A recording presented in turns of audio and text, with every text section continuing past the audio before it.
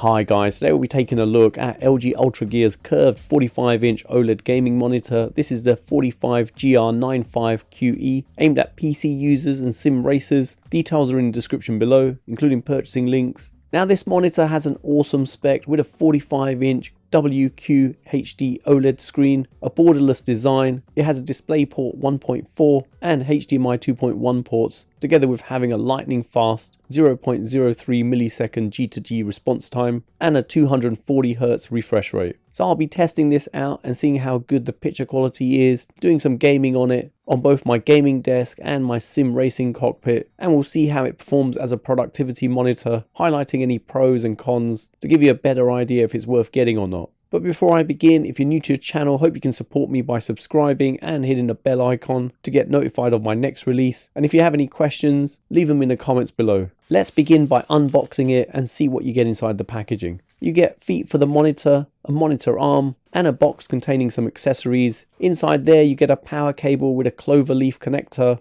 a power adapter with a DC connector, a DisplayPort 1.4 cable, a HDMI 2.1 cable, a USB-A to USB-B cable, a remote control, a clip for the back of the monitor for cable management, some documentation, and finally the monitor. On the back of the monitor, you have a VESA mounting point, which is 100 by 100 millimeters, allowing you to use different monitor arms or even wall mount it. Attaching the monitor stand is really easy and you don't need any additional tools to put it together. You just place the monitor arm in position and lock it into place, then attach the feet and tighten the screw which is underneath. The stand can easily be removed from the monitor by pressing down on the button and lifting away. The back of the monitor has a hexagon design in the middle which protrudes out. It has LED lights on either side and the Ultra Gear logo on the top, which has a reflective finish, with the rest of it being really thin. You have the ports towards the bottom of the monitor, which consists of two HDMI 2.1 ports, a DisplayPort 1.4, an optical audio output, one USB-B 3.0 upstream port, two USB-A 3.0 downstream ports, and a power input. But it would have been nice if the monitor didn't have a separate power adapter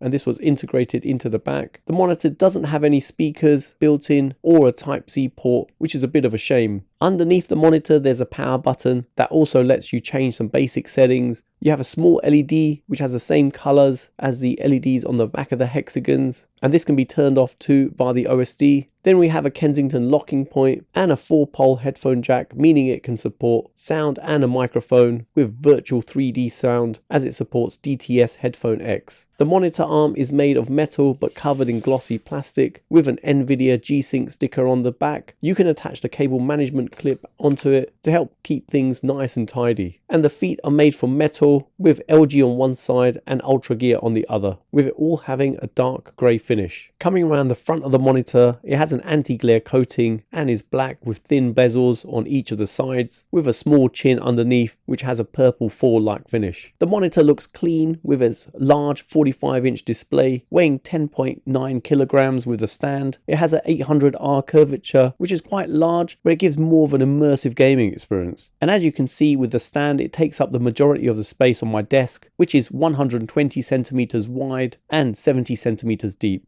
I've given some dimensions on the screen if you're after sizing of it. You can also make adjustments to the monitor as you can move it up and down, tilt it forwards and backwards, and swivel it left and right. If you're getting this for a desk, it's definitely worth investing in a good monitor arm to free up some space on your desk. Otherwise it does feel like it takes up too much space. The picture quality on this monitor is excellent. Colors look vibrant and sharp with a QWHD OLED display giving a 21:9 aspect ratio that provides a 3440 by 1440p resolution. You get a massive screen real estate for gaming or productivity, and as this is an OLED panel you don't get any light bleed, plus with the self-lighting pixels you get inky blacks, making those dark scenes look incredible. It supports HDR10 and a DCI P3 98.5% color gamut with a color depth of 1.07 billion, together with a contrast ratio of 1.5 million to 1, giving vivid colors with great contrast levels. Viewing angles from left to right and up and down are really good with literally no reduction in picture quality. Text on the monitor is not bad, but due to its size, pixel density isn't great with an 84 ppi, so you do see some slight frigging around the text if you look closely. They say it has a peak brightness of 190 nits in SDR, which is quite low, and in HDR they say it's 1000 nits, but my PC was reporting 603 nits in HDR, but nevertheless the performance is more than adequate when gaming in a bright room, plus it supports 240Hz on both HDMI 2.1 ports and the DisplayPort 1.4. The monitor has an anti-glare low reflection coating on the display, giving a matte finish unlike the glossy finish you get on an OLED TV. This helps to reduce the screen reflections from ambient lighting, especially in very bright rooms. On the negative side, the anti-glare low reflection technology can reduce color representation slightly on the display, and what this means is that the colors wouldn't seem as good as what you'd see on an OLED TV where they literally pop out. So it would have been nice if there were two variants of the monitor where you could choose between either a matte or a glossy screen, but playing color-rich games like Fortnite where the colors are more vibrant, the screen does a really good job, and with a flicker-free panel, the monitor reduces eye strain too, providing really good performance.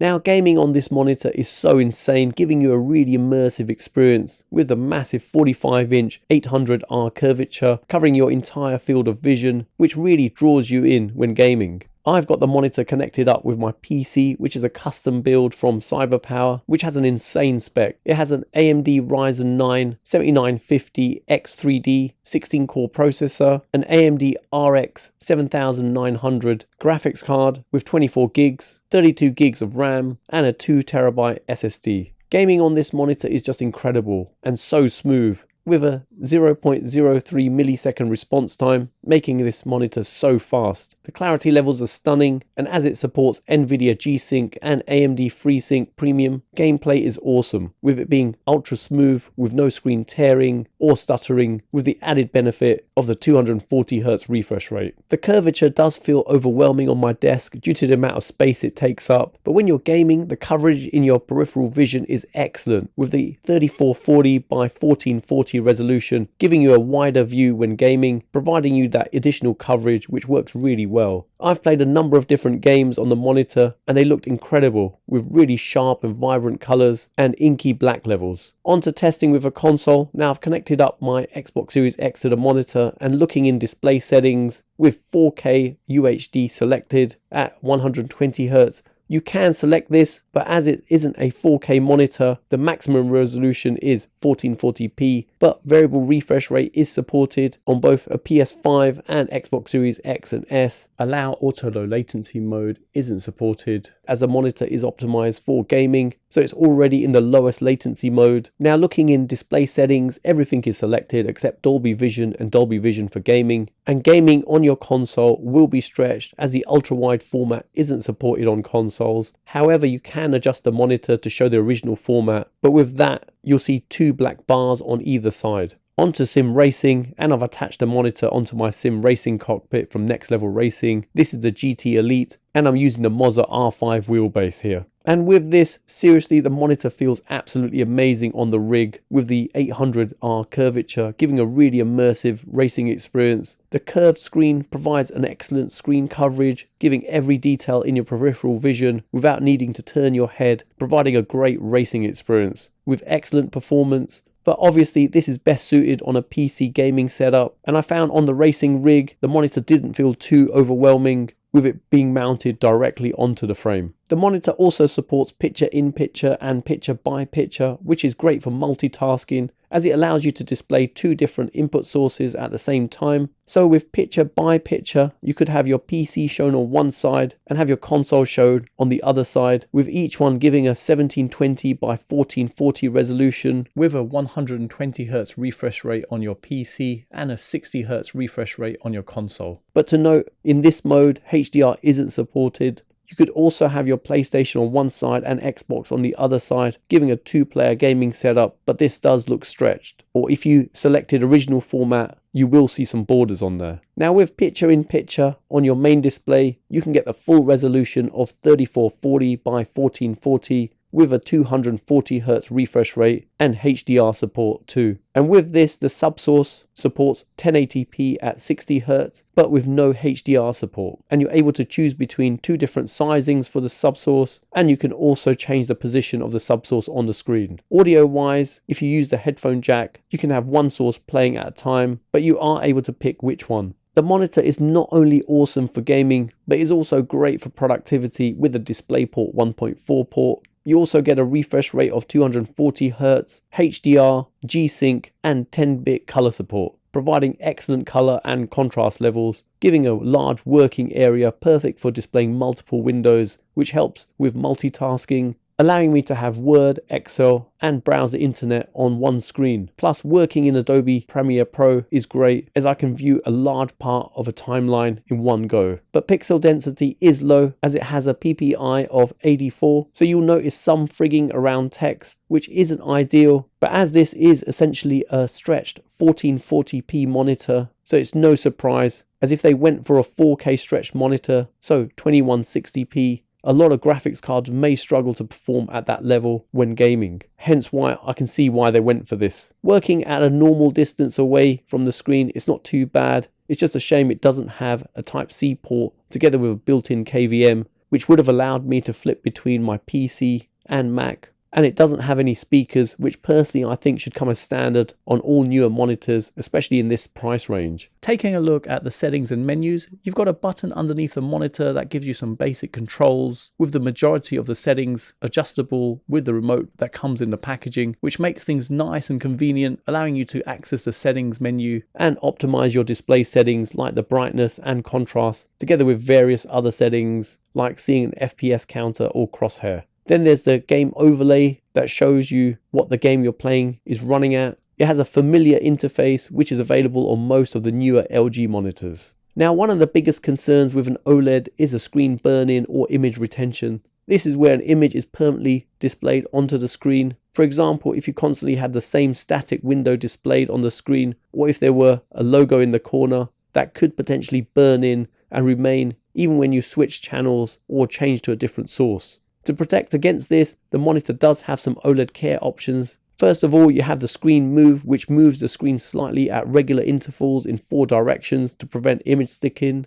You can set 4 different modes for this, together with turning it off. Then there's screen saver, which automatically turns off the screen when it's idle for a certain period of time. Next, we have image cleaning, which corrects screen problems that occur when the monitor is turned on for a long period of time. And finally, there's a pixel cleaning option, which corrects pixel problems that may occur when the monitor is turned on for a long time, for instance for more than 500 hours since the completion of the most recent pixel cleaning. As a minimum, LG recommends the screen move and the screen saver is turned on to prevent any image retention. So in summary, this is an awesome 45-inch WQHD OLED gaming monitor, giving an insane gaming experience on a PC. Positives wise, the anti-glare low reflection panel is excellent, allowing you to use the monitor in bright rooms with minimal glare, which reduces eye strain. It has HDMI 2.1 ports and a DisplayPort 1.4 with a lightning fast 0.03 millisecond response time, together with a 240Hz refresh rate. It's aimed at PC gamers to give them an edge, whether you're gaming at a desk or sim racing, where you get an excellent viewing angle when racing without taking up too much space due to the 800R curvature of the screen. Negatives wise, the anti-glare low reflection technology can reduce color representation slightly on the display, but not to the extent to make this a deal breaker. Brightness levels were low in SDR at 190 nits, but HDR wasn't too bad, with my PC reporting 603 nits. It would have been nice if it came with speakers together with a Type-C port, and price wise it's not cheap, coming in at £1,700 or $1,700. When compared to a large OLED TV, this does seem expensive, but this is primarily aimed at competitive PC gamers, so there's no comparison as this is optimized for gaming. So there you have it, you come to the end of another video, and I hope it's helped anyone thinking of purchasing this. Details are in the description below, including purchasing links. And if you have any questions, let me know in the comments below. For those of you who've got to the end of this video, please leave a comment with OLED 45, as it's awesome to see who got to the end of my video, and hopefully you guys enjoyed it. You can follow me on my socials. Don't forget to hit the like button, subscribe to the channel, and turn on notifications to be notified of my next release. Thanks for viewing, and see you in the next one.